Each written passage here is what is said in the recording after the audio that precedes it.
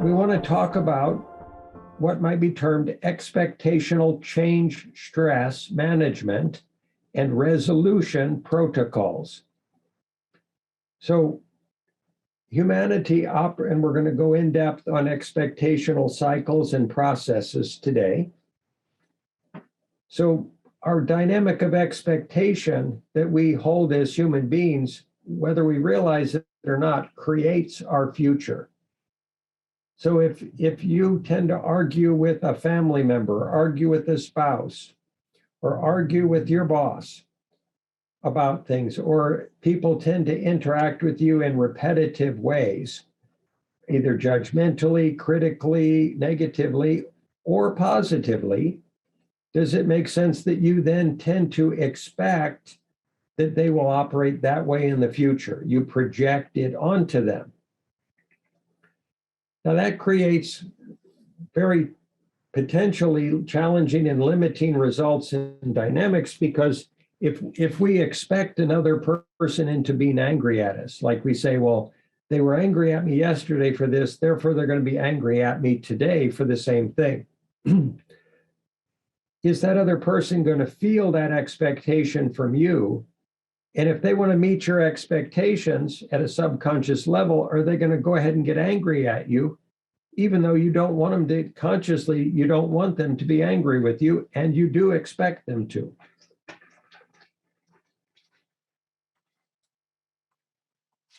So in the process of expectations, does it make sense that expectations are a dynamic of literal manifestation of relationship reality and life process, and can be determinants of what is felt to be success or failure in any endeavor? So would you generally be optimally oriented to expect success more than to expect failure, to expect love rather than to expect judgmentalness or punishment or hatred, to expect positive outcomes rather than to expect negative outcomes? We're not suggesting that it's optimal to operate from expectation. We're just suggesting if you're going to do it anyway, why not generate a positive future rather than a negative one? So we're going to communicate today the expectation cycle, or cycles, because there are many. We're going to help ourselves understand that we can forgive ourselves out of our own expectational process. We can forgive ourselves for our own expectations of ourselves, and we can forgive ourselves for expectations of others, and we can forgive others for their expectations of us. And by doing so, by initiating proactively and consciously and intentionally that process of forgiveness, we literally free ourselves from a prison of self-expectation, and we free others from their prisons of self-expectation or social expectation, and we free them to operate more from their conscious free will, and we free ourselves to operate from our own conscious sovereign free will. And we diminish tribe, the process of tribal dynamics, because many or most of them are based in expectation. So when you free yourself from expectations and you free others from expectations, you free the whole world to be able to change and transform and solve for climate change and generate a sustainable future for humanity, because we're not stuck in the cycle of expectations as a kind of invisible glass prison that we don't even recognize is unfolding and occurring over and over and over again as it does, year by year, lifetime by lifetime. When we're stuck in the expectations of our families, for example, and they want us to conform to their expectations of appropriate behavior or decision-making or relationship, how imprisoning is that feeling? How vulnerable do we feel? How viscerally in pain can we become if we fear the expectations of family members and not meeting their expectations? and is the same process occurring when we fear not meeting our own expectations of ourselves. So transcendence, conscious transcendence of the cycle of expectation is good for everybody.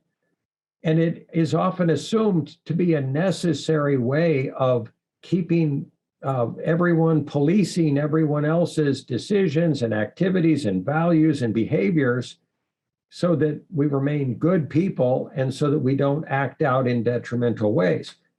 We would suggest that if you just love yourself and love everyone else unconditionally, that's going to cover every base that any expectational dynamic could ever have previously seemed to cover way better. Do unto others as you would have them do unto you. It kind of says it all. So in this list, we've got the suggestion to realize that all of our expectational stresses or frustrations or pressures or anxiety or fear come from unresolved fear projections and dualistic evaluations. So, for example, if we feel that if we're a good spouse, if we say things a certain way to our wife or husband, and we're a bad spouse if we don't open the door for them or give them flowers at the restaurant or give them flowers on Mother's Day or a gift on Father's Day or chocolate and flowers on Valentine's Day, then we're not a good spouse. So we see this in black and white terms, as if we're either good or bad, right or wrong, safe, unsafe, acceptable or not acceptable, lovable or not lovable. So these dualistic evaluations throw gasoline on the fire of the expectation cycle. And they keep us from being able to be in equanimity, in a state of inner peace, in a balanced, harmonious process within ourselves. And that keeps us from being able to love the people we really love in our families and in our community and that we're in relationship with as optimally as we could, and treating them as well as in our heart and soul we really want to. So this whole expectational cycle that's grown up in almost every culture in the world is keeping the species from loving ourselves and actually serving each other with gentle kindness and with a positive, a sustained continuity of positive intention. So also dynamics of attachment and aversion, or clinging or aversion, trying to make things be a certain way, a way we want them or a way we don't want them. And that for many people is their whole decision-making strategy in their life in every moment. Do I want this or do I not want this? Yes or no? Does the ego want this or does the ego not want this? Or does the tribe want this or does the tribe not want this? Or does the family want this or the family not want this? Life is not black and white.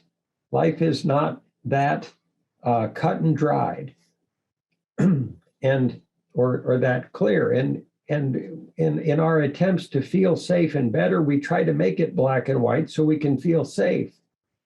And that attempt to put a dualistic cookie cutter lens or process onto life and relationship creates unrealized stress, unrealized fear, pain, suffering, and wounding.